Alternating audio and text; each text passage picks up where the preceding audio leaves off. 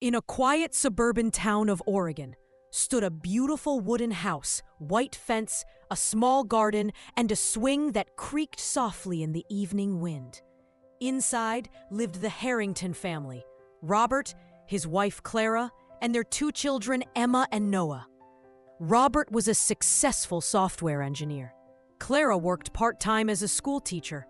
They weren't the richest, but they had something rare: time for each other. Every evening, no matter how busy their day was. The Harringtons had a ritual. They'd switch off their phones, sit together for dinner, and talk. Robert: "So, what did you learn today, champ?" Noah: "I learned how to build a small robot, Dad." Emma: "And I learned how to stop him from breaking it." They'd laugh, eat, and share stories until it was bedtime. But as time passed, the children grew up. Emma went to college in New York. Noah got a job in San Francisco. The house became quieter.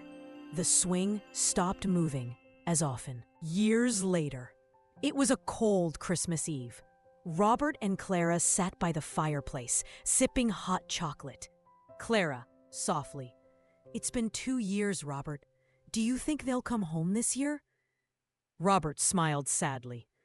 "You know how busy they are, honey. Big jobs, big dreams." But inside, he missed the laughter, the mess, the family dinners. The missed calls days turned into weeks. Emma would call once a month, sometimes less. Noah sent gifts, but no visits. They weren't bad kids, just busy adults chasing their careers. But in the chase for success, they forgot the very people who taught them what love was. One day, Clara fell sick.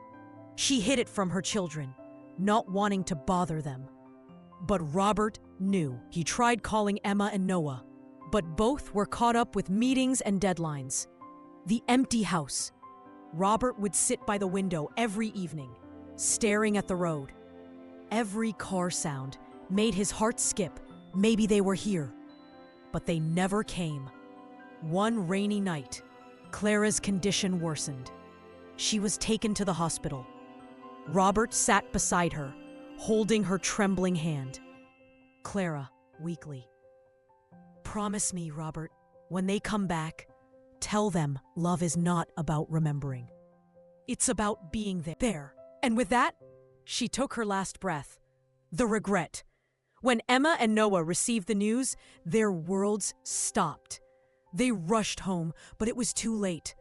They stood at their mother's grave, rain falling softly. Emma, crying: "I just wanted to make her proud." She already was. She never wanted your money. She just wanted your time. Noah fell to his knees. "I kept saying next month, next week, after the promotion. But time doesn't wait, Dad." The change.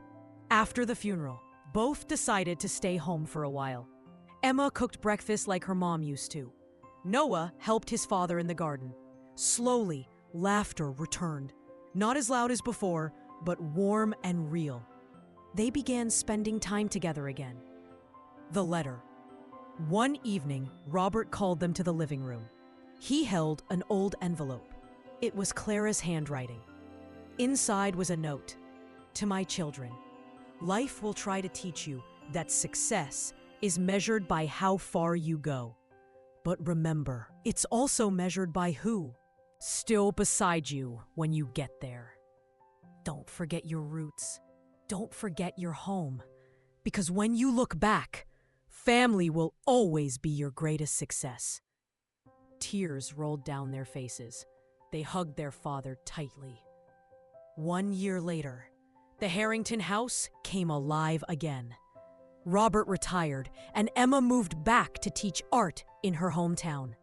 Noah started a remote business to be closer to his dad.